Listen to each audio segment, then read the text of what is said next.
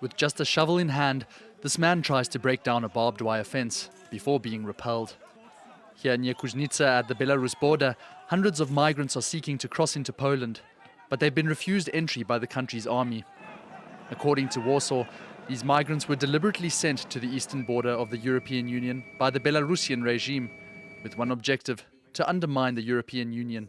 This is a continuation of the desperate attempt by the Lukashenko regime to use people as pawns to destabilize the European Union and, of course, the values that we stand for. And we have repeatedly, firmly rejected attempts to instrumentalize people for political purposes.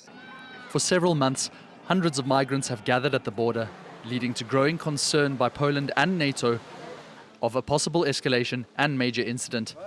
Polish authorities have responded by deploying thousands of soldiers, laying barbed wire fencing and declaring a local state of emergency. As winter approaches, the pressure on the ground is also taking its toll. Faced with the lack of food and medical supplies, at least 10 migrants have already died in the region. We don't have water, don't have food.